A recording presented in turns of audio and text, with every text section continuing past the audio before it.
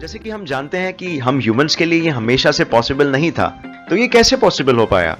तो ये जानने के लिए हमें हिस्ट्री में थोड़ा पीछे जाना होगा। Enter 19th century.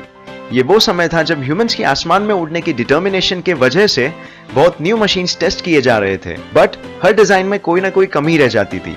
फाइनली एक अटेम्प्ट सक्सीड हुआ और जैसे कि आप जानते हैं ये टेस्ट किया था राइट ब्रदर्स ने। उनका एयरक्राफ्ट मॉडल एक सक्सेस था because of an interesting phenomenon in physics, the airfoil technology.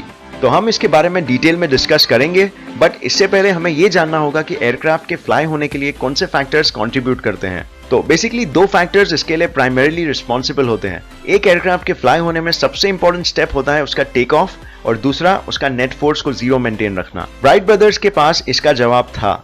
उन्होंने ऐसे विंग्स बनाए यूजिंग द एयरफॉइल टेक्नोलॉजी जो यूज करता है Newton's third law of motion aircraft को बैलेंस करने में। मोस्ट इंपॉर्टेंट पार्ट्स एक एयरक्राफ्ट के होते हैं उसके विंग्स। उसके विंग्स ही होते हैं जो उसे ड्यूरिंग टेक ऑफ, बैलेंसिंग और लैंडिंग में हेल्प करते हैं। एयरफॉइल टेक्नोलॉजी में राइट ब्रदर्स ने कर्व्ड शेप के विंग्स बनाए। ये विंग्स के कर्वेचर के वजह से एक बहुत ही इंटरेस्टिंग एडवांटेज मिलता है एयरक्राफ्ट्स को during take off and flight. Curved shape के विंग्स एयर मॉलिक्यूल्स को डिफ्लेक्ट करते हैं downwards. This is because of Newton's third law of motion.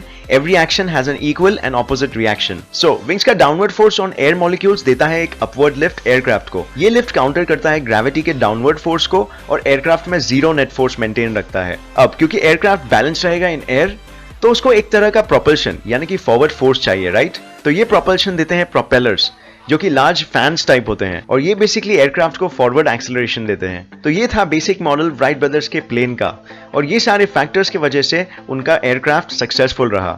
अब हम आज के मॉडर्न एयरक्राफ्ट की बात करते हैं तो इनका भी वर्किंग मैकेनिज्म बिल्कुल सेम ही होता है। हाउएवर इनके विंग्स बहुत एरोडायनामिकली एडवांस होते हैं और सिस्टम कंट्रोल होते हैं for various functions. So let's have a look. एक एयरक्राफ्ट को प्रॉपर्ली फ्लाई होने में जैसे हमने डिस्कस किए सारे फोर्सेस के बैलेंस होना जरूरी है।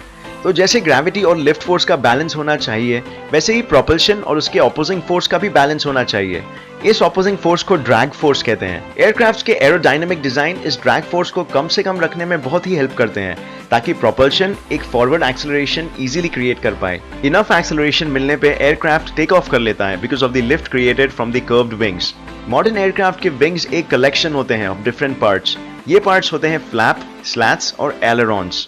टेक ऑफ के वक्त फ्लैप्स और स्लैट्स एक्सटेंड हो जाते हैं नीचे की तरफ। इससे विंग का सरफेस एरिया और कर्वेचर बढ़ जाता है। ये दो रीजंस की वजह से ज्यादा एयर डिफ्लेक्ट होता है जो एक बेटर लिफ्ट देने में हेल्प करता है। एयरक्राफ्ट के टेक ऑफ के बाद ये फ्लैप्स और स्लैट्स वापस से अंदर चले जाते हैं अपनी ओरिजिनल पोजीशंस में। अब नेक्स्ट क्वेश्चन ये आता है कि प्लेन्स ड्यूरिंग फ्लाइट नेविगेट कैसे कर पाते हैं। तो नेविगेशन के लिए प्लेन्स में डिफरेंट टाइप्स के विंग अटैचमेंट्स होते हैं। ये विंग अटैचमेंट होते हैं एलेरॉन, एलिवेटर, रडर और स्पॉइलर। पायलट्स इन्हें इंडिविजुअली या कॉम्बिनेशन में यूज करते हैं। फॉर एग्जांपल्स, एलिवेटर्स यूज होते हैं टू क्लाइंब अप और move down during a flight. Rudder और एलेरॉन से डायरेक्शन चेंज कर सकते हैं। फॉर एग्जाम्पल, अगर एक प्लेन को लेफ्ट टर्न लेना है तो वो दो तरीके से हो सकता है। जैसे आप भी इमेजिन कर सकते हो कि रडर को ऑपोजिट डायरेक्शन में पुश करके हम डायरेक्शन चेंज कर सकते हैं, बट इससे एलेरॉन से भी किया जा सकता है और वो होगा the right way to do it क्योंकि प्लेन और पैसेंजर्स को किसी टाइप का जर्क नहीं फील करना पड़ेगा। एलेरॉन्स से बेसिकली एक एयर प्रेशर डिफरेंस क्रिएट करना पड़ता है। ये डिफरेंस हम क्रिएट कर सकते हैं by moving one aileron up and another one down. इसके वजह से लिफ्ट फोर्स में डिफरेंस क्रिएट होगा और एयरक्राफ्ट एक तरीके से रोल हो जाएगा। और क्योंकि एयरक्राफ्ट फिर भी ऊपर लिफ्ट हो रहा है तो it clearly means it has changed it's path.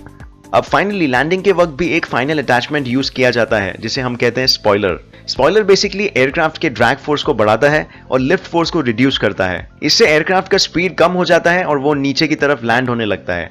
ये बहुत ही कंट्रोल्ड तरीके से होता है और एज अ रिजल्ट एयरक्राफ्ट को एक सेफ लैंडिंग मिल जाती है। तो इस तरीके से एक एयरप्लेन फ्लाई होता है। हमने ये जाना कि एयरप्लेन्स यूटिलाइज करते हैं द एयरफॉइल टेक्नोलॉजी